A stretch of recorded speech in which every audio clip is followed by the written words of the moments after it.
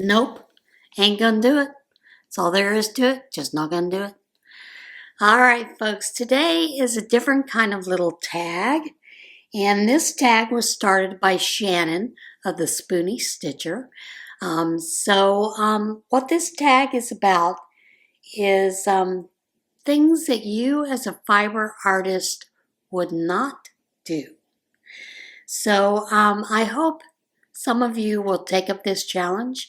I'm going to tell you right now, generally I just challenge everybody who has a channel to do this. It's a great way to get to know one another. I will tag a few people in the list down below, but other than that, you know, if you would like to tell me what you as a fiber artist would not do, by all means put it down in the comments as well. But make sure that if you do the tag that you give Shannon the credit for it over at the Spoony Stitcher.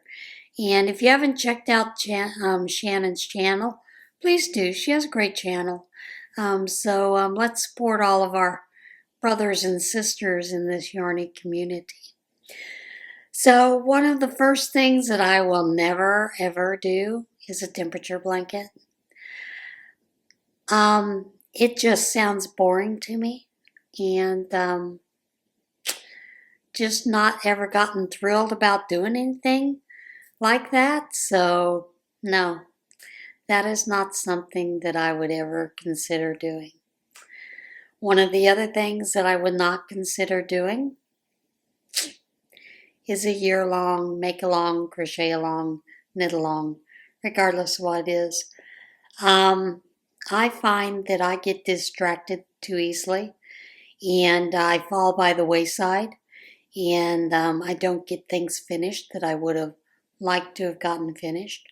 Of course, one of those was Nana's crochet ideas with the Bible study. Although I was doing the reading and documenting, doing things like that for myself, I did not keep up with it with making the pinwheel blanket.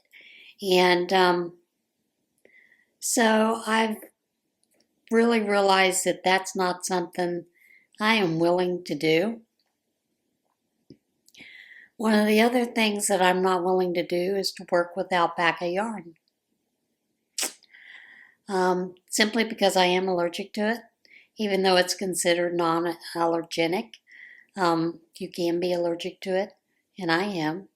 So doesn't cause anaphylactic shock, but it does cause my nose to run, my hands to itch, anywhere it's at to itch, and some red and swollenness that happens with it. So that's a no for me.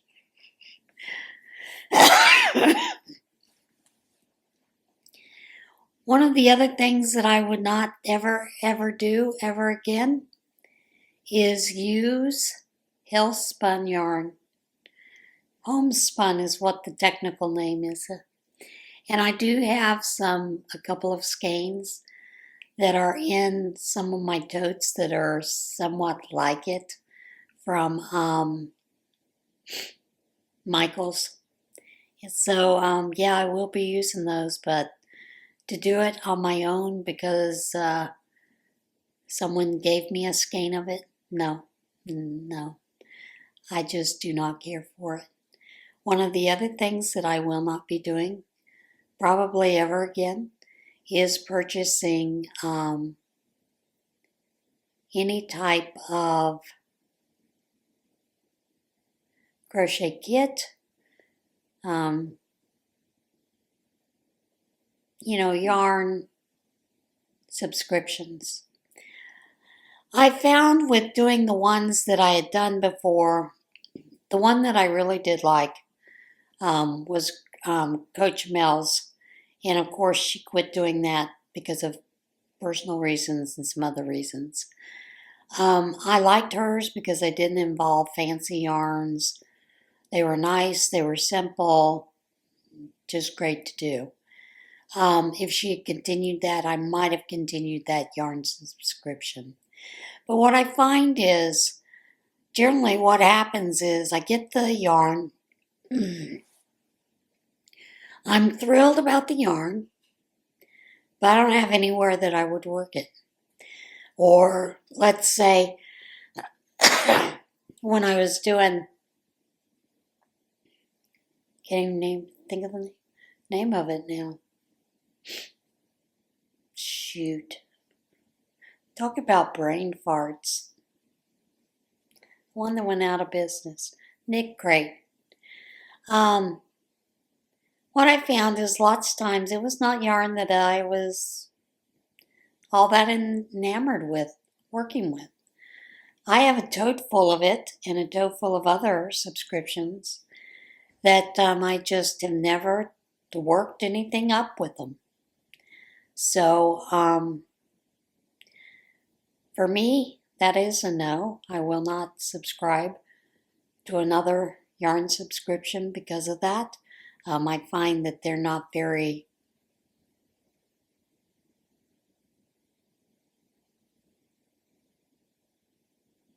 usable with me. And maybe a lot of that is because I do a lot of charity crochet knitting. 99.9% of everything I make goes away.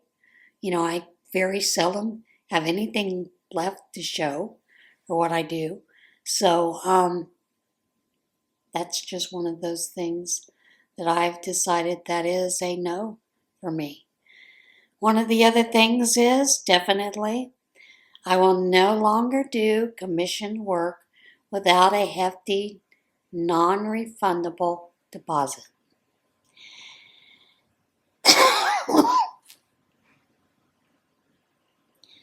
And I'll tell you why.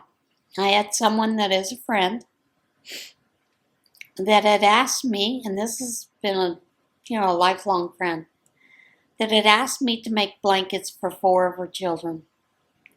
She told me the color she wanted, the pattern she wanted. So, I said, okay. And she wanted to know the price of them. And I told her, I said, it's going to be this much and this much. She said, okay, go ahead, start them.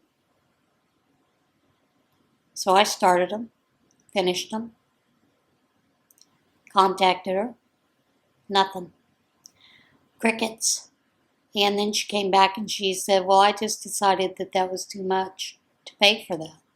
Now, and the amount that I quoted her was not what it would have been worth my time, spending all that time making them, especially in the patterns that she wanted, with the yarn she wanted. So, and I had purchased the yarn on my own, didn't ever do it beforehand. So I will never again do that without a non-refundable deposit that will cover the yarn. Now, I did take those blankets and ship them off to Sleep in Heavenly Peace. So it was a win-win either way. Just not going to do that again. And I would like to say that I would never ever again do amigurumi, but I am getting my wings wet with that. Would I do craft shows with my crochet? No.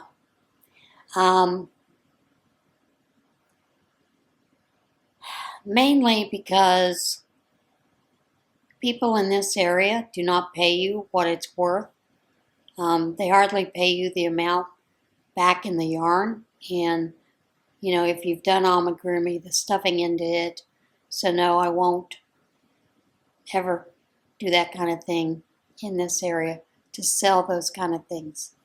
And that is my bottom line with crochet and knitting. I have had people ask me to finish sweaters for them. I have offered to do that and done that free of charge. And then if they wanted to give me something for it, fine. If not, fine.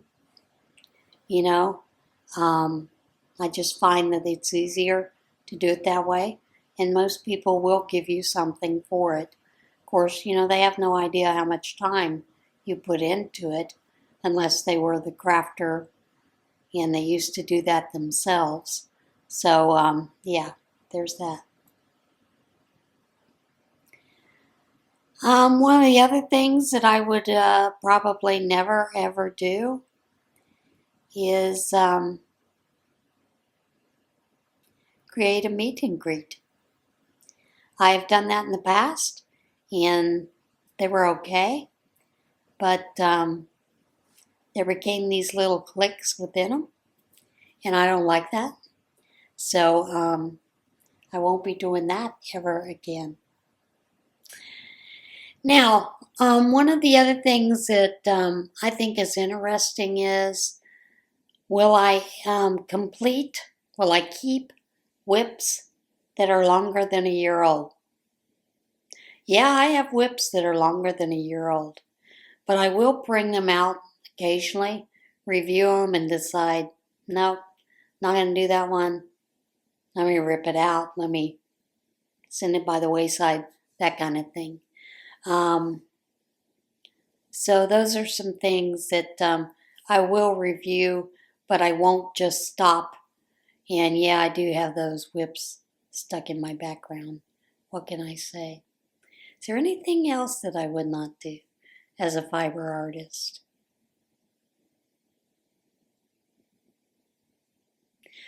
I think for me, the biggest thing is try to recreate someone's pattern and say that it was my absolute own pattern.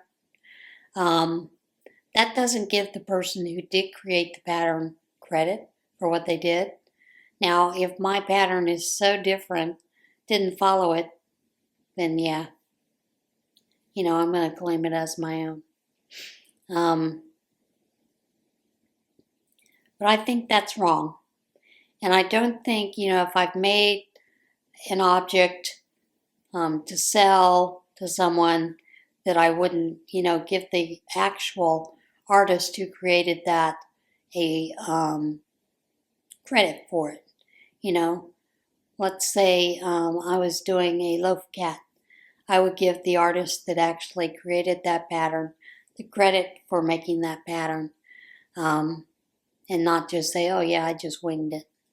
I'm not any good at that when it comes to amigurumi. Now, yes, I can wing doll clothes and those kind of things, but not amigurumi. Maybe someday I can just wing it. I know there are a lot of people that can, and I'm impressed with those people that have that skill, but no. Let's see. One of the other things is, will I complete a pattern as it is written? I'm not going to say I will always complete it as it was written, because many times I do not. If I'm going along and I see that there's an issue with the pattern, I'll give you a for instance. I told you about the poncho that I was making and how I saw that it was doing a little bit of a curl and a twist, and that's because it kept doing it in rounds. And after so many rounds, the rounds start to twist. If you're right-handed, they twist right-handed. If you're left-handed, they twist left-handed. And so many times when I'm doing a pattern, if they do not turn the work, if it's something that's done in the round, they do not turn the work, sometimes I will look at it and say, all right, if I turn the work and then work the opposite way, how am I going to make that texture on the front the way that they had it if I were to do it completely in the round? So I may change that up a little bit. And I think that's probably about it. I don't know. Some of those things are hard to determine, what you would never ever do and what you might do, sometime in the future. So I don't know. But yeah, the biggest things for me are no temperature blankets, no year-long cows or mouths, no homespun, Try to avoid that like it's the plague. And that now includes Antoinette yarn. Never again. And some of those yarns that are textured like that are awful to work with. I don't really like working with the ribbon yarns either. So generally I will pass those up, give them away to someone else, let them figure out what to do with them, because they're just not worth it. And those little yarns, you know, that make the ruffle scarves and those kind of thing, I avoid those now like the plague. So I won't ever do any one of those again. Those were fads. They were gimmicks. So yeah. Oh, one of the things that I won't do is follow an absolute fad or trend just because it's hot. You know? That's just me. I did get on that bandwagon when everybody was making pocket shawls. Made a couple of pocket shawls. But would I do that again? No. You know why? I didn't enjoy doing it.